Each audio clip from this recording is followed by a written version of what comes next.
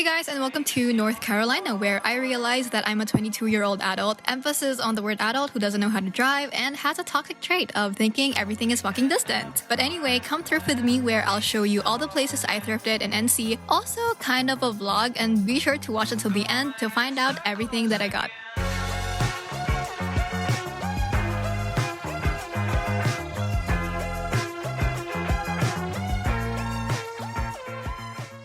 The first store that I went to was Vintage to Vogue Boutique located in downtown Greensboro.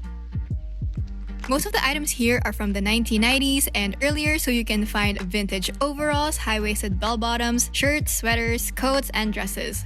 There were a lot of cashmere sweaters that I wanted to buy, but it was $42, which was very over my budget. It's so cute though, they have these little comments about the clothing in every tag. It really shows how meticulous they are in choosing the items that they sell in the store. I also found some vintage Tommy Hilfiger, Dior, Chanel. Basically, any classic designer can be found here. There were also a lot of vintage blazers, military items, hats, cowboy shoes that I found in the men's section. Also, along Elm Street is Design Archives Emporium. This vintage store is one of a kind in the sense that clothes aren't the only things being sold here. It's a good mix of vintage clothes and handcrafted items, but mostly every stall or section sells vintage clothing. Some tags indicate which decade is the clothing from, like this 70s trench coat, which I think is really helpful if you're looking for a piece of clothing from a specific decade. Their trench coats are from $40 to $80, then denim jackets are from $70 to $100. I couldn't remember the other prices, but generally they're on the higher end. I mean, overall you can find a lot of denim, fur, corduroy, tweed, leather, wool, houndstooth, this ever so shiny pants. I don't know, I'm just naming random patterns and textures that I know exist. My favorite though are these fridge magnets. They're so funny, like for real. I don't know, because it's so sarcastic and I may or may have not bought one for someone, then the person ghosted me after. Joke's on you though. All I hear is this voice inside me. So we're just finished going to a thrift store and now we're killing time at Nutty Greens Brewery. I mean, I don't really drink beer, but I saw an amber ale that had toffee and caramel notes. I'm editing this video right now and I sound so freaking pretentious. It's like so cringy. But anyway, first of all, I don't even know what amber ale is or what it tasted like, and I was like very curious. And second of all, it was so disgusting. It's like an old man's beer. So it solidified my hate for beer, and like not hate naman, but in general, like I don't like beer in general, but like, so yeah, that's it. That's my commentary for this video because I sound so pretentious and like okay, back to regular programming. So it's like, I like coffee, so might as well try it. It's okay, it's okay. I'm not a fan of beer, but it's worth a try. Since we're in the States, might as well try everything and be adventurous. It was at this moment that he knew. He fucked up.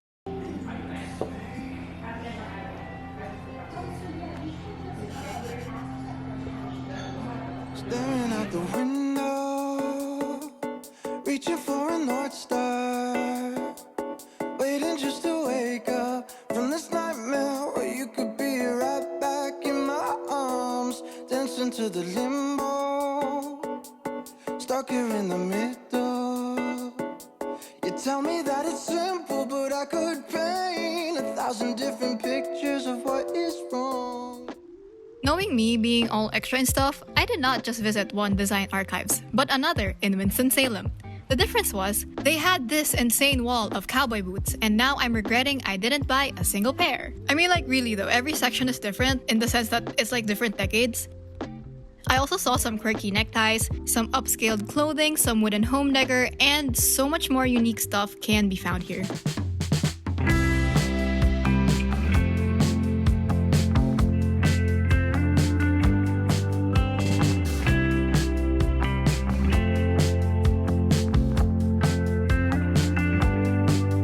For the love of coffee, we took a 2-hour drive all the way to Charlotte to get caffeinated.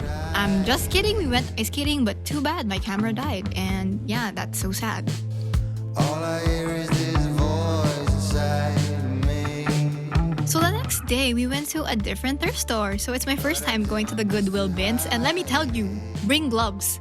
I could feel a layer of unknown particles on my fingers while going through the clothes, and I have eczema, so alam nyo na, GG. But anyway, everything are in these big bins. Yeah, marga, no shit. And they're super cheap. I got 2 things for $1.50, which is like 75 pesos, which is so crazy.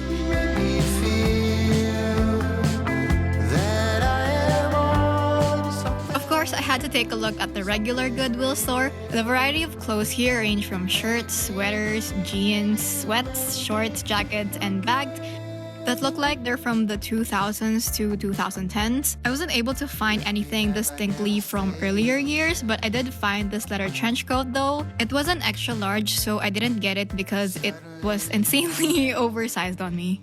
Oh, would you look at that? It's time to show you the things that I got, but don't expect though. Like, seriously, don't expect a lot. So this haul, oh my gosh! Alright. The button just fell. We're gonna fix that later. So this haul isn't really a massive thrift haul because I literally just got 3 items and I was thrifting in North Carolina. Because I know I'm gonna spend a lot when I go thrifting in New York, so that's where I spend all my money. But hey, I got this red coat. I was really contemplating if I was gonna buy an $80 coat. But as soon as I got it, I never put it back. It was calling me and saying, buy me now or regret me later. I really like the color. It's not that very in-your-face red. Am I gonna wear it in the Philippines? Probably not because it's already summer and it's like so hot. It's also cuffed at the sleeve, so it's the perfect length for my arms. To match this coat, I also wore this 70s inspired dress that I may or may have not thrifted in New York, and some Mary Janes to finish the whole look. Yeah, this outfit is giving me very let's go dancing at the disco, but like chic. So one coat wasn't enough. I had to get this other one from the Goodwill bins, which is less than $1. If you look closer, the print is like a mini houndstooth detailing. I just love how oversized this coat is, and the sleeves are so long that it hovers your fingers, your stylish detective kind of vibe. And I also match it with a leather pleated skirt and just a button down. Last but not the least is this very itchy sweater.